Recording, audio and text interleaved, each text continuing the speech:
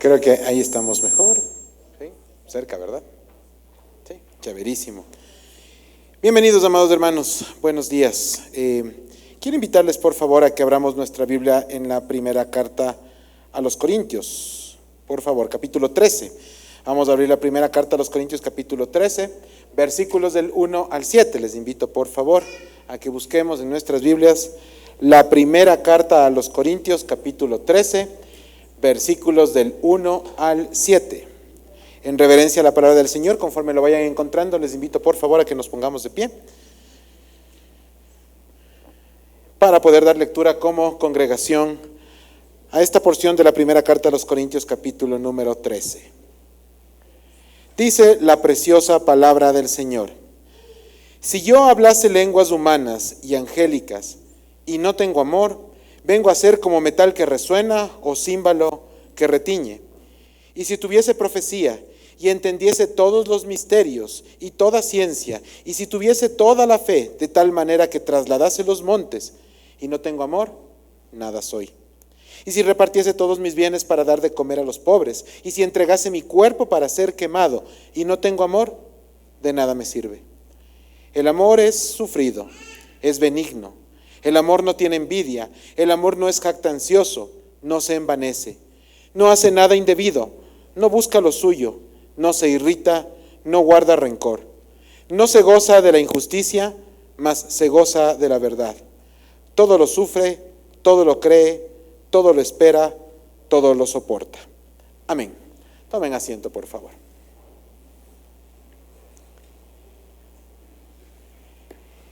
Qué bonita porción bíblica, ¿verdad? Sí. Leerla, escucharla, quizá hizo suspirar a más de uno, ¿cierto? Quizá les trajo recuerdos y demás de diferentes momentos, ¿verdad?, de sus vidas. Es muy bonita. Pero antes de empezar este mensaje quisiera aclarar dos cosas puntuales con respecto a esta porción bíblica. La primera, el tema de la prédica del día de hoy y la porción bíblica que lo inspira, solo como aclaración, no tiene nada que ver con que ayer haya sido 14 de febrero. ¿Sí? No tiene absolutamente nada que ver con eso. Como ustedes saben, la secuencia de prédicas de este bloque está relacionada con el estudio de la carta a los Corintios que hemos venido haciendo durante las últimas semanas, por lo tanto no es un tema escogido por la fecha. Eso es importante tenerlo claro, porque los cultos que nosotros tenemos son cultos de adoración al Señor. ¿Sí? Me acuerdo que en algún momento alguna hermana hace algunos años me decía: oye, este fin de semana fue Día de la Madre y no predicaron nada de la Madre. Pues resulta, amigos, que nosotros venimos a predicarle la palabra del Señor, a lo que el Señor nos dice, y en este caso, pues no caben estas fechas que son importantes, que está bien celebrarlas, que está muy bien, qué lindo, ¿verdad?, pero que no tiene que ver nada con el púlpito como tal, con la predicación de la palabra. De ahí que sí quiero dejar claro que no estamos predicando sobre el amor por la fecha del día de ayer. Segundo punto, que contrario a lo que la mayoría de las personas creen, esta porción no habla del amor en el sentido del amor de pareja. Como ustedes saben, el griego que es utilizado en la escritura del Nuevo Testamento plantea tres acepciones del significado de la palabra que nosotros conocemos a secas como amor. ¿Sí? Por lo tanto, hemos de entender bien la instrucción de la palabra para poder saber a qué se refiere y qué es lo que tenemos que extraer para poder vivir como creyentes, para asimilar, para poder meditar. Las tres acepciones son las siguientes: el amor eros, el amor filio y el amor ágapos. ¿Sí? Esas son las tres acepciones del griego. Me voy a referir brevemente a las tres. La primera, el amor eros, ese es el amor de pareja, ¿verdad? Ese amor erótico al que hace referencia, por ejemplo, la porción que está contenida en 1 Corintios capítulo 7, versículos del 3 al 5. No la voy a leer ahora, simplemente si usted quiere anotar y revisarla, por ahí va el tema.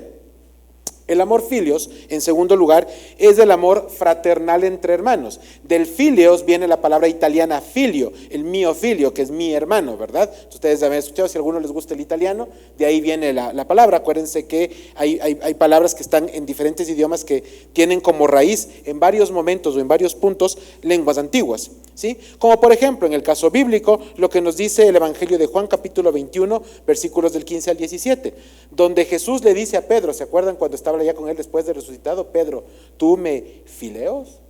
¿Sí? ¿Tú me amas? ¿De verdad me amas? Sí, yo te amo. Y le hace esto 3 veces, ¿recuerdan ustedes? Ese amor filios es el amor fraternal, ese es el amor de hermanos al que Jesús hizo referencia en esa porción.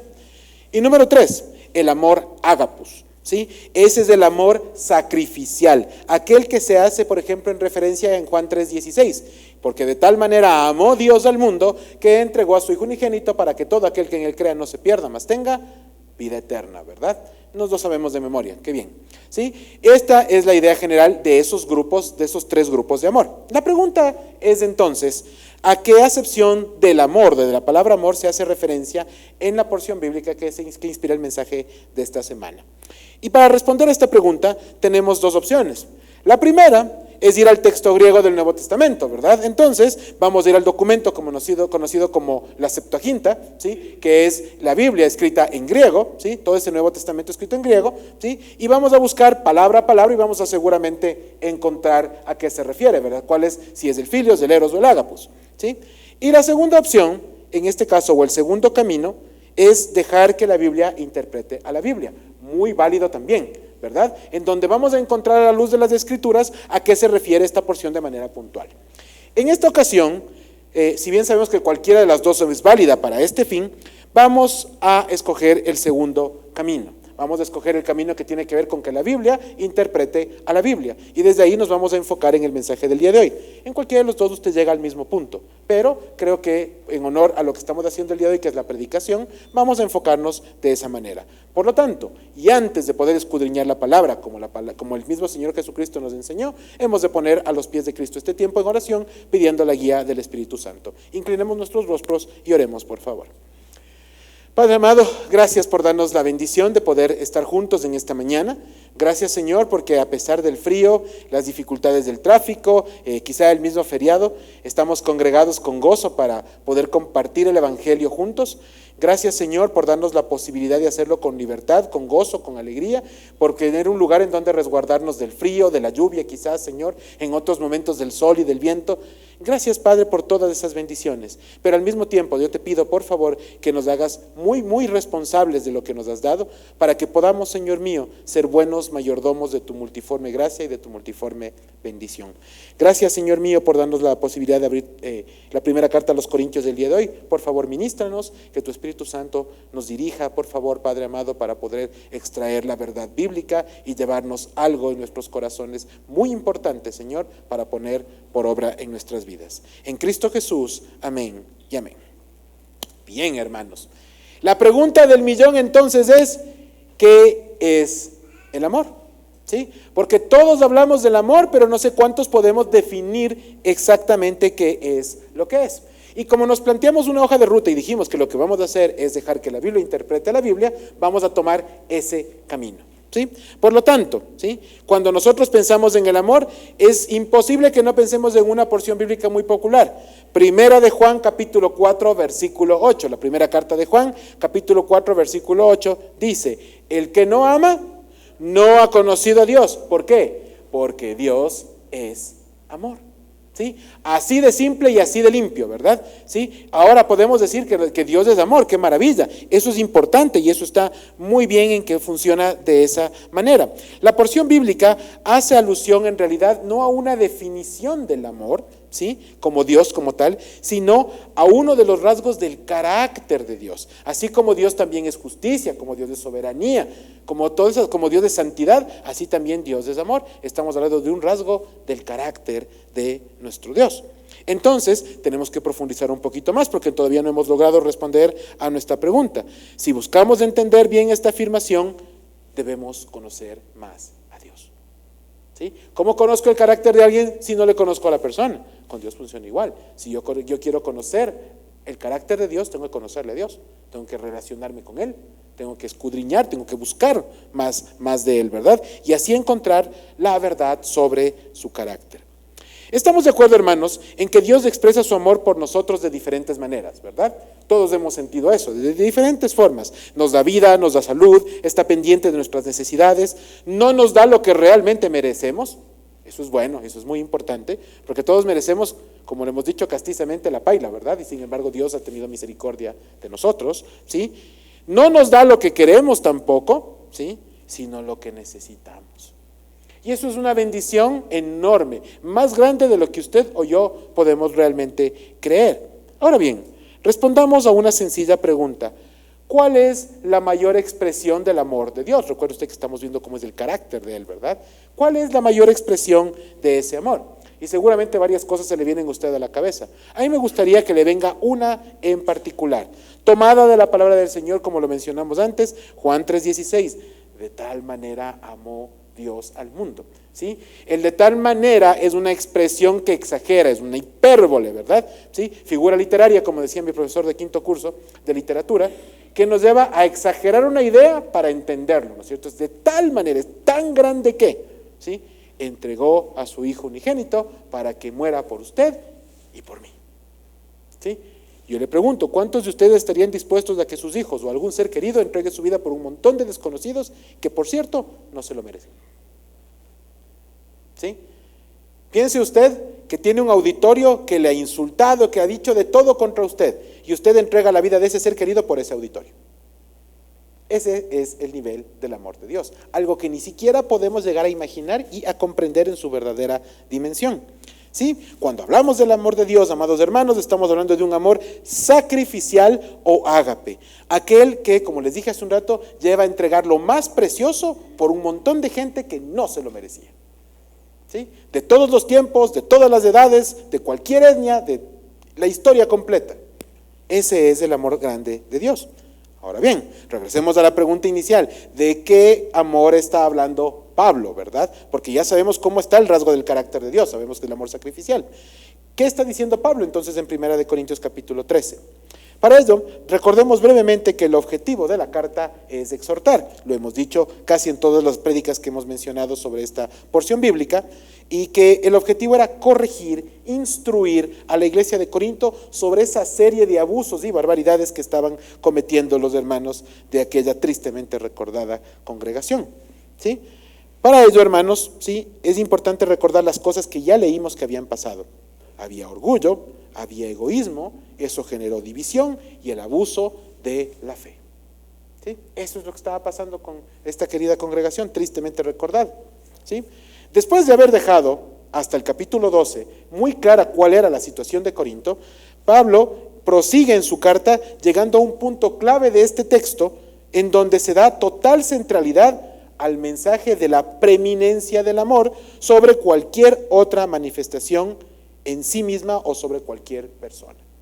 La mayoría de las Biblias que ustedes tienen abiertas ahora, sobre todo si tienen versiones Reina Valera, tienen como título antes del capítulo 13 la preeminencia del amor. Es decir, que el amor está por encima de, pre significa antes, ¿sí? Antes, el lugar primario de todo debe tenerlo el amor. A eso se refiere ese título, ¿sí? La acepción de la palabra amor en la que se habla en esta sección es del amor agapus o ágape, del mismo amor que Cristo tiene por la iglesia, que es el que como congregación debemos practicar los unos a los otros. ¿Se acuerdan que se nos enseña que así como Cristo amó a la iglesia, así hemos de hablar a nuestras esposas, por ejemplo? ¿Sí? Y así hemos de practicar el amor también como congregación. Por lo que se repite una y otra vez que esta carta, si bien fue escrita a Corinto, tiene un carácter universal. Es decir, se aplica a la iglesia de Corinto, se aplica hoy a San Marcos y mañana se aplicará en cualquier otra congregación en donde quiera que se encuentre. ¿Sí? Porque al ser de carácter universal, el mensaje es plenamente aplicable y vigente en su vida, en la mía y en el de la iglesia alrededor del mundo. En este sentido, hermanos, vamos a desarrollar esta porción bíblica de 7 versículos en 2 partes. La primera, versículos del 1 al 3, que se enfocan en lo que llamaríamos del amor indispensable o en la indispensabilidad del amor, si existe la palabra, que lo que nos quiere decir es que el amor es no negociable. Yo necesito entender, practicar, vivir y compartir el amor. Primera cosa importante. Versículos del 4 a 7 en la segunda mitad de esta porción, que se enfocan ahora sí en el carácter del amor. ¿Cómo es ese amor? Y así es como lo vamos a dividir ahora. Y aquí voy a hacer un poquito de historia. Leyendo un poquito, me encuentro con un texto de un conocido pastor y teólogo norteamericano, Gene Getz, o Getz, más bien es Getz de origen alemán. Este es autor de varios libros enfocados en liderazgo espiritual. Seguramente varios de ustedes habrán escuchado de él o habrán leído algunos de sus textos. En algún momento de la historia, él afirma lo siguiente: el mayor ataque de Satanás, y escúcheme con atención, a lo largo de la historia de la iglesia, desde el Nuevo Testamento hasta hoy, ha sido desviar a los cristianos hacia asuntos secundarios, lo que ha resultado en desunión, disputas, egoísmo y orgullo. Hey, desunión, disputas, orgullo, egoísmo, ¿no les suena familiar? Es lo que pasaba en la iglesia de Corinto. Es exactamente lo mismo. Y Jen Getz, en este momento, este autor menciona esto nuevamente porque habla de esto como una obra de Satanás que se infiltra en la iglesia para generar estas cosas que generan al final del día división, ¿sí? Y nos terminan afectando como cuerpo. No importa en dónde estés y cuándo estés, Satanás sigue obrando de una manera vigente y nosotros no tememos en afirmarlo. ¿Y por qué no tememos? Porque nuestro Dios es mayor que Él. Y por eso no tenemos ningún problema en aceptar lo que Él está haciendo por su lado, porque nosotros tenemos la palabra y la autoridad de Dios para responder ante eso. Autoridad que nos ha sido dada por el Hijo, para poder tomar la palabra y poder enfrentar las acechanzas del enemigo. Recuerdan ustedes la famosa armadura del Espíritu, ¿verdad? ¿Sí? Así que vamos a enfocarlo de ese lado. Considero, hermanos, que todos coincidimos en que el señor Getz no pudo estar más acertado. Pues al ver las historias que se tejen en las iglesias de nuestro tiempo, podemos identificar con facilidad la impronta de un ataque satánico. Y sí, no necesitamos que ninguna persona esté colgándose de los techos ni virando el cuello en 360 grados para pensar en un ataque, ¿sí? Eso es Hollywood, ¿sí? Satanás no ataca de esa forma porque no es conveniente, ¿sí? Usted no se quede en un cuarto donde las cosas empiezan a volar solas, ¿verdad? ¿Sí? Eso asusta, eso nos llama. Satanás trata de engañarle, trata de que usted piense como él quiere que piense, ¿sí? Y apartarle de lo que la palabra de Dios enseña sobre la verdad. Ese es el juego de Satanás. Por lo tanto, si usted espera ver al enemigo con dos cachos, una cola y un trinche, está usted esperando sentado cómodamente, porque eso no va a pasar. Satanás va a venir con un engaño sutil. Satanás va a presentarse de una manera que usted no la pueda percibir si no está en comunión con Dios, si no está caminando con Él. Le va a parecer normal, le va a parecer natural, y así es el engaño. En ese sentido, combatir este embate solamente es posible, como lo mencioné, de la mano de Dios y de la práctica del amor que Él nos enseñó. En este marco, veamos por qué el amor es indispensable en estos primeros 3 versículos. Versículo 1 de la carta a los Corintios capítulo 13. Si yo hablase lenguas humanas y angélicas y no tengo amor, vengo a ser como metal que resuena o címbalo que retiñe. Todos hemos leído esta porción bíblica y la hemos escuchado en innumerables ocasiones. No sé cuántos de ustedes se han detenido a pensar qué significa metal que resuena y címbalo que retiñe. ¿Sí? ¿Qué es esto en realidad? ¿Sí? El versículo 1 establece una comparación entre aquel llamativo don al que Pablo se refirió al finalizar el capítulo 12, las lenguas. Pero en este caso nos habla no solamente de las lenguas angélicas de esa parte, sino también de las lenguas en las que se habla en el capítulo 2 del libro de los Hechos, cuando los apóstoles salen el día del Pentecostés y empiezan a predicar en griego, en latín, en arameo y sabrá Dios cuántas lenguas más estaban en ese momento presentes, de tal manera que toda la gente que estaba ahí entendía claramente el mensaje del Evangelio en su propia lengua. ¿Sí? Esta parte de aquí es muy importante tenerla clara. Este tema de aquí Pablo lo deja muy claro como para abarcar cualquier espectro de este don. En este caso, ¿sí? Sin embargo, no se hace referencia al abuso del don como sí se hizo en el capítulo 12 y también se hace en el 14 de esta carta, sino que por el contrario, toma 2 campos de acción del mismo, como les dije hace un momento, ¿verdad? Tanto las angélicas como las humanas, ¿sí? Y lo compara, en primer lugar, con el metal que resuena. Al hablar de metal que resuena, recordemos que en la antigua Corinto era famosa por muchas cosas, entre esas, no eran orfebres porque son los que hacen oro, pero las personas que hacían manualidades, que trabajaban el bronce, ¿sí? Ahí había mucho bronce y esta gente era muy hábil para hacerlo. En este caso, cuando nosotros hablamos de esto, la frase hace referencia a instrumentos de percusión o gongs, ¿sí? Usted ha visto el gong de los chinos, ¿no es cierto? Que es ese platillo grande el que le daban de golpe y suena ¡pum! Fuerte, ¿sí? Piense usted en eso, pero de bronce, más pesado y más duro, ¿sí? En ese sentido, cuando uno le empieza a pegar al gong varias veces, lo único que tiene usted es un metal que resuena, ¿verdad? Porque si le da un solo golpecito, suena ceremonial, importante, pero si le empieza a martillar al gong, solamente es bulla y es escándalo. Eso es el metal que resuena. Pablo sabía que la gente que estaba en la iglesia de Corinto iba a entender claramente esta acepción porque ellos vivían diariamente en el mercado del bronce, ¿sí? En este caso, quiero comentarles que una de las características del uso del bronce era también religiosa. Ustedes saben que en Corinto había una infinidad de credos y de religiones, por definirlo de esa forma. Por ejemplo, el famoso culto a Dionisio. Usted se acuerda por qué era famoso Dionisio, ¿verdad? ¿Sí? Básicamente el temita, ¿verdad? De entrarle muy fuerte al asunto del alcohol, ¿sí? Este dios griego, ¿sí?, tenía además como característica que la bulla ayudaba para adorarle, ¿sí? En este caso con instrumentos o artículos de bronce. Por eso Pablo utiliza esto y les dice, oigan, eso suena horrible, no se entiende, no es armónico, no suena a nada. Y si no le queda claro, les dice, o címbalo que retiñe. Seguramente, y ese fue mi error por mucho tiempo, pensé en el címbalo de nuestro tiempo, ¿no es cierto? ¿Se han visto ustedes esa plaquita con los palitos? Sí, bien tropical, ¿verdad? Bien bonito el tema del címbalo. Pero resulta que el címbalo en tiempos de la iglesia de Corinto no era ese instrumento, ¿sí? Si usted quiere pensar en un címbalo, piense usted en la batería y los platillos que tenemos. De ahí se ha visto, ¿no es cierto? El ping, el platillo que le pega por este lado y por acá, ¿sí? Tienen un nombre esos platillos, no me pregunte cuál es, ¿no? Pero vamos a, para fines de la prédica, hablar en términos generales de los platillos. Si es que usted utiliza el platillo bien, el baterista le pega solito, plin, suena bonito, ¿verdad? Pero si le empieza a dar todo el tiempo a este tema de aquí y está retiñendo, solamente tiene bulla.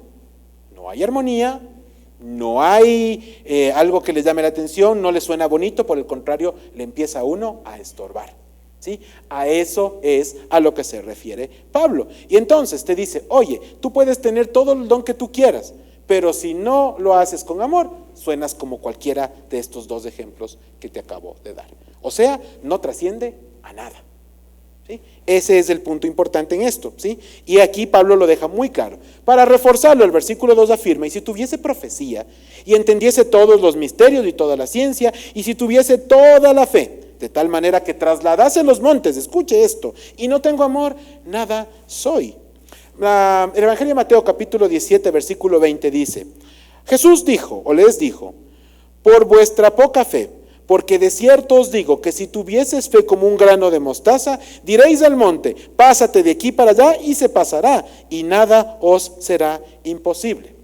Pues bien, hermanos, con eso claro, ni el conocimiento exhaustivo y vasto de la palabra, ni el hablar en el nombre de Dios, ni la ciencia del mundo completa, ni siquiera la fe sin amor sirven de nada, absoluta y plenamente de nada. Y esto es un golpe directo al ego de las personas, ¿verdad? ¿Sí? El libro de Eclesiastés nos enseña que el mucho conocimiento envanece, ¿verdad? ¿Sí? Uno de los hermanos ancianos acá en la iglesia, nuestro hermano Cristel Villasís, que en paz descanse, solía repetir en innumerables ocasiones que estudiar es una bendición en la medida en la que se pone al servicio de la obra.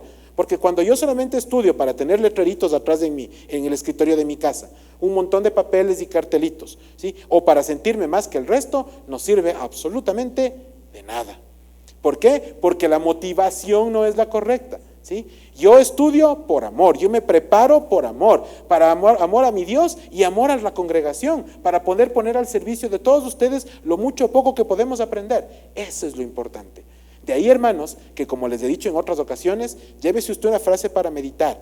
La motivación del carácter la motivación del corazón, define el carácter de sus obras, ¿sí? Serán buenas o serán malas en función de la motivación que yo tenga en mi corazón, ¿sí? Y por si eso no quedara claro, o esta frase no quedara clara con lo que acabo de mencionar, veamos qué dice el versículo 3. Y si repartiese todos mis bienes para dar de comer a los pobres, y si entregase mi cuerpo para ser quemado, y no tengo amor, de nada me sirve. Amados hermanos, no hay obra grande o pequeña en apariencia que podamos hacer con ausencia de amor. Porque si el amor falta, tampoco hay un carácter verdadero, ¿sí? No se trata de hacer cosas para que los demás nos vean o nos reconozcan. En esto pensemos en lo siguiente. Ustedes deben haber escuchado en los periódicos, en los tabloides de manera general, ahora en redes sociales más fácil, una infinidad de gente altruista que hace obras enormes. Entonces, no sé, en un rato, el señor Musk ha donado $100 millones para la causa de no sé qué, ¿sí? Y el señor Gates ha donado la mitad de su fortuna para no sé cuánto. Y todo el mundo dice, wow, es que 100 millones, 1000 millones, wow, qué generosas son esas personas. Sí, y aquí viene el tema. Yo no sé la motivación del corazón de esas dos personas. Si lo hicieron para recibir el aplauso, el reflector y el reconocimiento del mundo, podría haber sido la fortuna entera, presente y futura, que a Dios no le sirve de nada. A Dios le agrada más la persona que ofrenda con amor lo poco que tiene, que aquella persona que entrega en abundancia de lo que le sobra, como Él enseña en su propio evangelio. En otras palabras, no importa lo que hagamos, si la motivación es incorrecta, a Dios le sabe a nada. Así de fácil. Por eso en algún momento les dijimos que a Dios le agrada más el hermano que abre la puerta con amor que el que predica para sí mismo. Esa es la realidad, lo hemos mencionado en otras ocasiones. Y es importante que nosotros lo recordemos para nosotros mismos todo el tiempo. El amor es el único rasgo del carácter de Dios que le da sentido a nuestras acciones. Amor que debemos vivir, hermanos, en primer lugar para Dios y luego para nuestro prójimo. Tal como lo vemos en el gran mandamiento, ¿verdad? ¿Dónde está ese gran mandamiento? En el Evangelio de Mateo, capítulo 22, versículos del 37 al 40. Jesús les dijo: amarás al Señor tu Dios con todo tu corazón, con toda tu alma y con toda tu mente. Este es el primero y grande mandamiento. Y el segundo es semejante: amarás a tu prójimo como a ti mismo. De estos dos mandamientos dependen toda la ley y los profetas. Solamente como paréntesis, si usted se fija en la ley moral, ¿verdad? En la ley de Moisés, en los 10 mandamientos, el primer grupo de mandamientos están vinculados al amor a Dios y el segundo grupo de mandamientos al amor al prójimo. Por eso Jesús dice que aquí se resume la ley y los profetas. ¿Sí? Léalos usted cuando tenga tiempo en su casa, vaya al Éxodo 20 o a Deuteronomio 5, revíselos y va a ver que usted puede dividir claramente en 2 bloques los 10 mandamientos de la ley de Dios. Con la idea clara sobre la indispensabilidad, como les dije, sí, resulta que sí existe la palabra, ¿sí? Este amor que es indispensable, ya sabemos que lo es, porque sabemos que si no hay amor nada sirve de nada. Podemos avanzar a la segunda parte, que es hablar sobre el carácter de ese amor, que es el amor del que estamos hablando. Versículos del 4 al 6. El amor es sufrido, es benigno, el amor no tiene envidia, el amor no es jactancioso, no se envanece, no hace nada indebido, no busca lo suyo, no se irrita, no guarda rencor, no se goza de la injusticia, mas se goza de la verdad. Para un ratito. Aquí hay algunas palabras que no son muy comunes en nuestro argot normal, ¿sí? Quiero compartirles ahora cómo está traducido esto en la versión NBI. Acabo de leer la Reina Valera 60, les voy a dar lectura ahora a la versión de la misma porción, de esos 3 versículos del 4 al 6, en versión NBI. El amor es paciente, es bondadoso. El amor no es envidioso, ni presumido, ni orgulloso. No se comporta con rudeza, no es egoísta, no se enoja fácilmente, no guarda rencor. El amor no se deleita en la maldad, sino que se regocija con la verdad. Ahí está un poquito más fácil, ¿verdad? Ahí está un poquito más sencillo. Hablar del amor benigno o paciente es mostrarnos que debemos aprender a ser tolerantes con los demás. Todos, sin excepción, amados hermanos, decimos cosas que no gustan a unos o que afectan a otros, tenemos actitudes tal vez que molestan, que pueden detonar ciertas reacciones que de pronto no son las mejores, ¿sí? Pero que al final del día, hermanos, terminan por ofender a unos a otros. A todos nos pasa, absolutamente a todos. Puede ser no nuestra intención, pero sucede. Al respecto, hermanos, y cuando esas cosas pasan, todos queremos ser perdonados. ¿Hay alguien aquí que no quiera recibir perdón? No creo, ¿verdad? Qué bueno que todas las manos se quedan abajo. Todos queremos recibir perdón. Eso está muy bien, ¿sí? La pregunta es, ¿cuántos de nosotros estamos dispuestos a darlo? Y es de ahí donde nos complicamos, ¿verdad? ¿Sí? Y es de ahí donde chocamos, porque resulta que, como bien dice la palabra de Dios, somos nosotros, los cristianos, los que más perdón recibimos de Dios, y somos a veces los que más difícil desarrollamos el perdón hacia los demás. Porque entonces, a mí Dios tiene que perdonarme absolutamente todas las que le he hecho, que son un montón y horribles, ¿sí? Pero cuando alguien me hace algo a mí, ese error parece imperdonable. Hermanos, qué duros somos de corazón. Qué duros somos de corazón. Porque esto nos tiene que golpear, porque ellas sí somos. Preguntas retóricas, ¿verdad? ¿Cuántos de nosotros tenemos dificultades intrafamiliares con algún tío, algún primo, algún hermano que ni siquiera no están aquí, nunca han sido parte de esta iglesia, pero están ahí, son familia nuestra, con la que no hablamos, con las que no nos contactamos, y hay cosas guardadas años, décadas. Y están ahí. Hermanos, y nosotros que hemos aprendido y hemos recibido perdón, no procesamos la necesidad de perdón que también tienen otros de parte nuestra. Y como dicen en un librito que hemos estudiado algunas veces con mi esposa, la falta de perdón es el equivalente a tomarme cianuro y esperar que el otro se muera. Así nomás es la cosa, ¿verdad? ¿Sí? Yo me enveneno esperando que el vecino se muera. No va a pasar, ¿verdad? El que se muere soy yo. ¿Sí? Esa es la falta de perdón, me afecta a mí y a cada uno de nosotros. Por eso, hermanos, esta carta nos recuerda que el verdadero amor, el carácter verdadero del amor, nos lleva irremediablemente al perdón, al que damos y al que recibimos. La bondad, hermanos, no es un acto, sino una actitud. Y es así como se deben hacer las cosas por los demás, en todos los ámbitos. Por ejemplo, el libro de los Proverbios 16:24 dice: panal de miel son los dichos suaves, suavidad al alma y medicina para los huesos. Yo no sé usted, pero cuando yo en algún momento me enojo, nos enojamos con mi esposa, qué lindo que es ponernos a cuentas, ¿verdad? ¿Sí? Estar en paz. Nos conversamos y, qué lindo, ¿verdad? Es una maravilla eso. Imagínese eso, con otras personas también es bonito cuando nos ponemos a cuentas. ¿Por qué no lo hacemos con más frecuencia si sabemos lo bonito y lo importante que es? Con el perdón gana usted, gana su familia, gana la iglesia. Todos estamos mejor.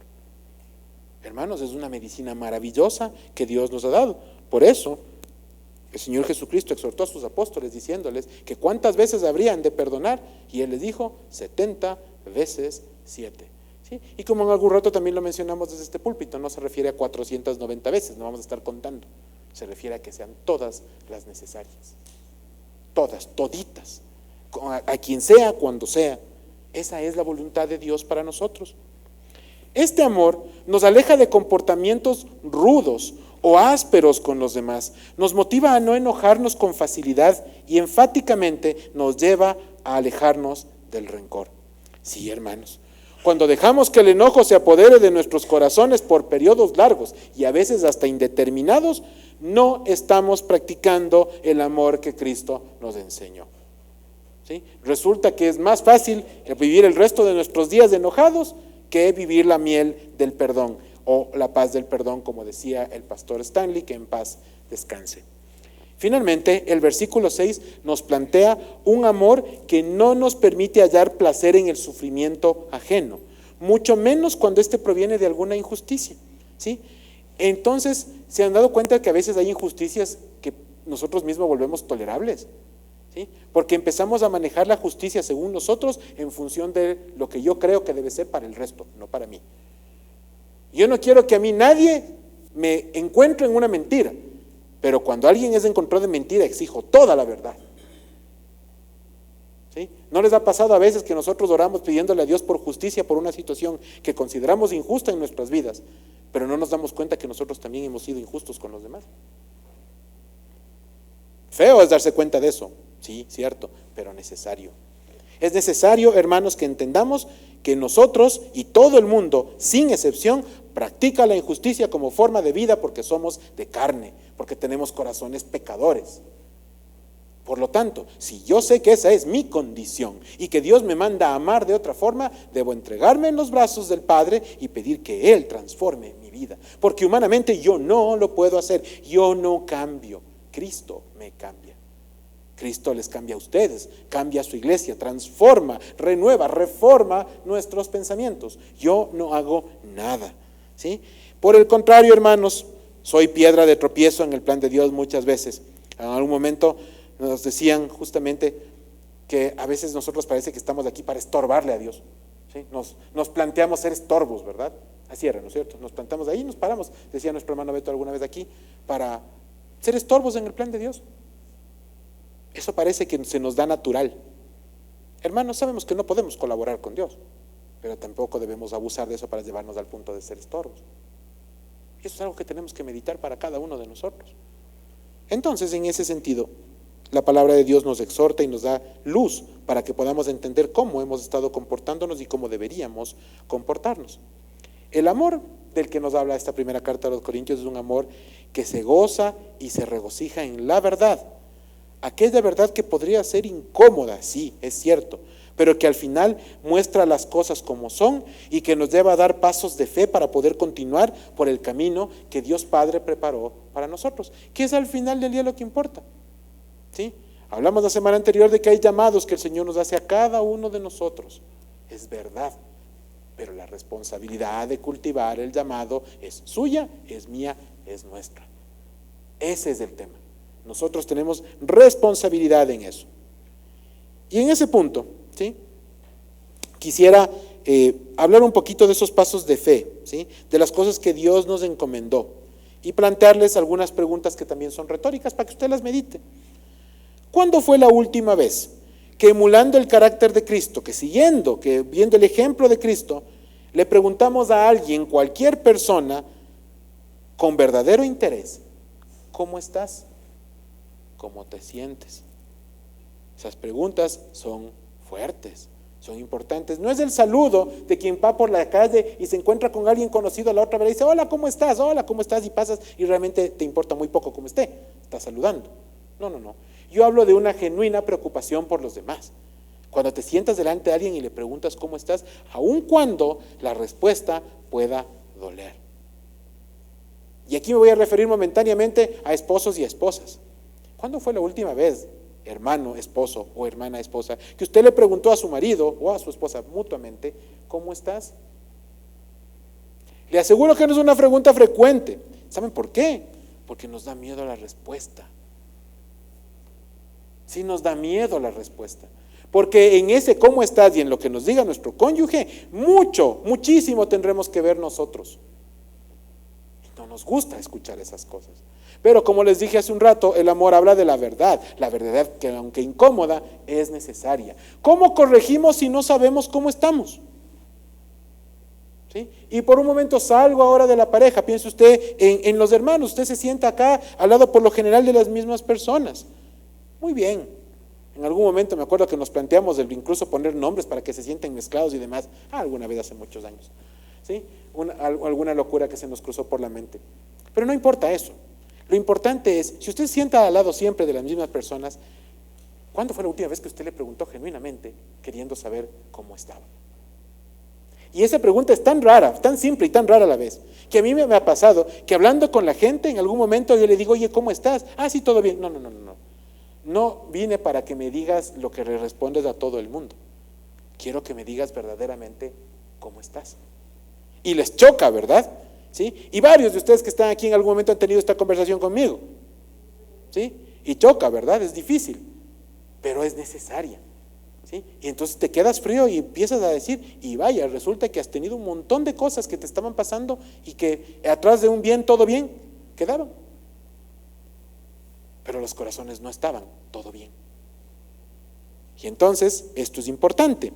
Más preguntas retóricas para nosotros hoy. ¿Cuándo fue la última vez que animamos a alguien a seguir adelante en los caminos del Señor? Hermano, hermana, sigue adelante, dale. No te enfríes, dale con fe. El Señor te ha llamado, vamos, yo voy a estar orando por ti. Piénselo.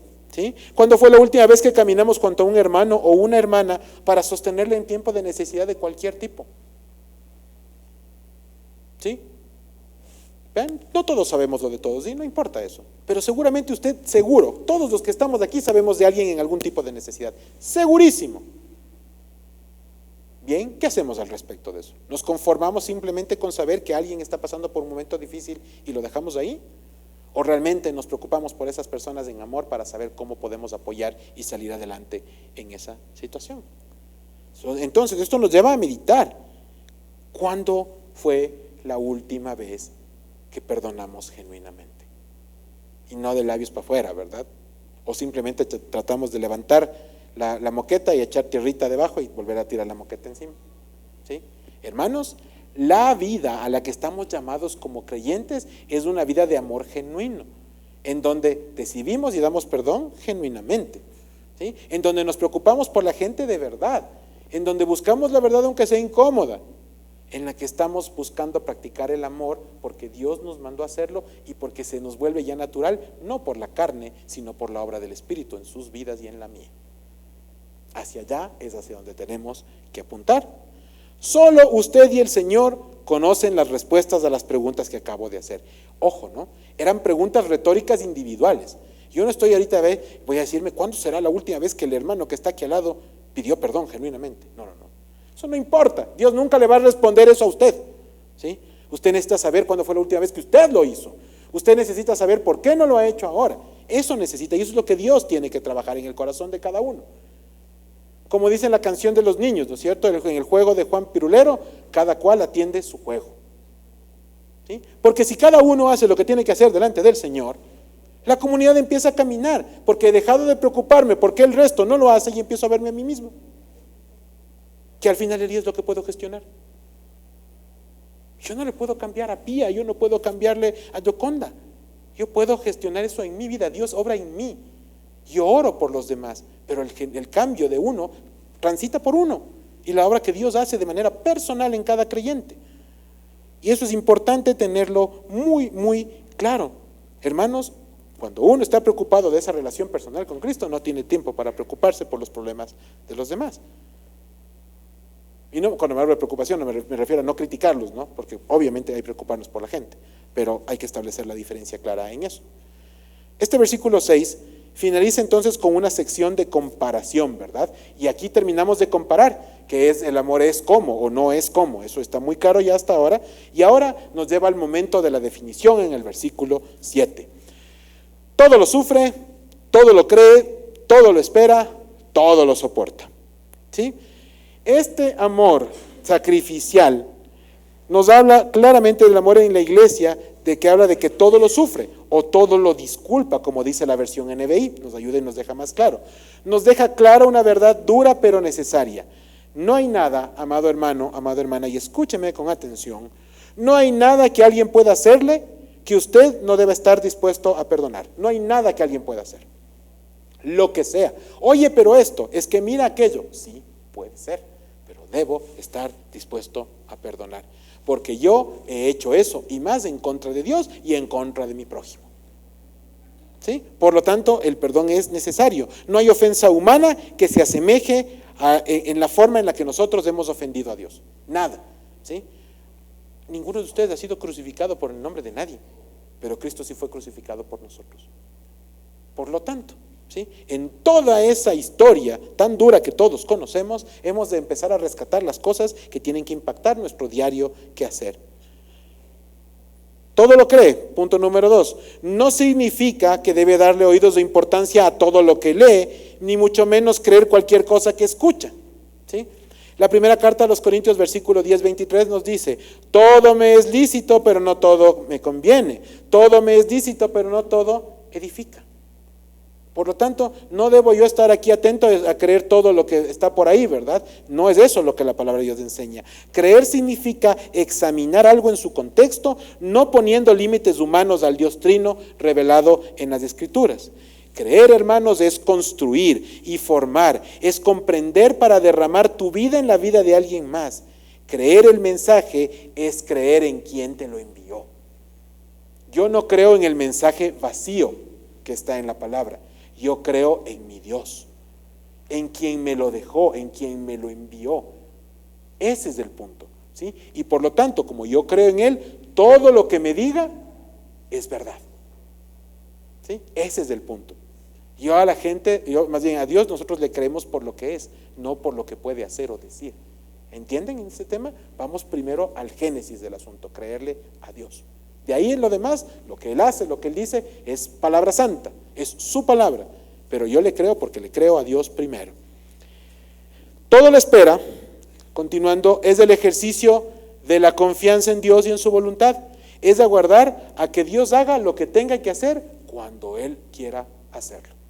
En otras palabras, renuncio a mi voluntad, a mi santísima voluntad, del que cree a veces que sabe lo que es bueno y lo que quiere, para abandonarme en las manos de Dios y dejar que Él sea el que decida y que Él haga lo que tiene que hacer. Yo voy y abro mis brazos y mis manos y digo: Señor, te entrego todo, tú decides si esto va, si esto no va, si va otra cosa, lo que sea. Yo no tengo nada que sugerirle a Dios. Pedir no está mal, pero cuando se trata de pedir, permítame darle un consejo no pedido. Pidámosle a Dios diariamente que sea nuestra voluntad la que se alinee con la de Él y no le exijamos a que Él haga lo que a nosotros se nos ocurre que debe hacer. ¿Y por qué le hago esta frase de una manera tan enfática? Porque la mayoría de nosotros, cuando decimos que aprendemos a orar, convertimos la oración en un pliego de peticiones para satisfacer necesidades que creemos que tenemos. Y nada más. Cuando la oración es un espacio para sentarnos a conversar con Dios, para derramarnos ante Él. Sí, claro que podemos pedirle cosas, pero cuando le pedimos algo hemos de pedirlo como Jesús lo dijo. Al final del día, que no se haga mi voluntad sino la tuya. Y eso es lo que importa, que Dios haga su voluntad, porque lo que Él pide y lo que Él tiene para nosotros es lo mejor que nos puede pasar. Hermanos, ni a usted ni a mí se nos ocurren mejores ideas que a Dios. Por lo tanto, yo debo abandonarme en las manos de quien sí sabe lo que es bueno, de quien sí sabe lo que necesito y de quien sí sabe qué es lo que tiene preparado que es bueno para mi vida. En ese camino, hermanos, nos vamos a encontrar con cosas que son buenas, pero que al principio no reconocemos como tal. Todos aquí, sin duda, hemos perdido a un ser querido alguna vez. Un hermano, un padre, una madre, un hijo, no sé. Muchas cosas difíciles las pasamos. ¿Quién podría creer que la pérdida de un ser querido es parte del plan de Dios humanamente hablando? Por el contrario, algunos hasta nos resentimos con Dios, porque ¿cómo me vas a quitar a este ser querido? Pero Señor, si yo hago, si yo deshago, ¿cómo puede ser? ¿No ha escuchado usted oraciones así? Tal vez no las ha dicho usted alguna vez. Nos pasa a todos. Pero aprender a descansar en el Señor para reconocer que una enfermedad terminal, que la pérdida de un ser querido, que eventualmente la pérdida de un trabajo o alguna circunstancia que parece terrible, dentro del plan de Dios tiene un propósito. Yo aprendo a descansar en el Señor, sea lo que sea. Como oraba Job, Jehová dio, Jehová quitó, bendito sea el nombre del Señor. Frase corta, pero dura. Es durísimo pensar así. Pero justamente la madurez espiritual nos debe llevar irremediablemente a ese punto, en donde nosotros nos paramos y decimos, Señor, lo que tú nos des o lo que tú nos quites, de acuerdo a tu voluntad. Durísimo, ¿no? Solo póngase a pensar en esa frase. Pero es justamente lo que Dios quiere de nosotros, y de ese amor está hablando aquí. Todo lo espera, es el ejercicio de la confianza en Dios y su voluntad. Jeremías capítulo 17, versículo 7 dice, bendito el varón que confía en Jehová y cuya confianza es Jehová. Me encanta esta porción bíblica porque nos recuerda que no se trata de confiar en Dios, sino de saber que Dios es mi confianza, que es un tema mucho más profundo y más intenso. Mi confianza es Dios. No es que yo confío en Él, sino que Él es mi confianza. Mucho más adentro. Sí se puede, ¿verdad? Claro que se puede. Se puede cuando dejamos que el Señor nos ministre y nos lleva hacia su voluntad y hacia su plan. Todo lo soporta se refiere al que siempre persevera, al que prevalece, al que permanece. Y es que la preeminencia del amor no podía referirse a un amor que viene y va, como ese amor eros que a veces, porque el amor eros sí puede ir y venir, ¿verdad? O el amor que uno tiene al equipo de fútbol. Como yo le molesto a un hermano de esta congregación, en enero ya todos son campeones de América.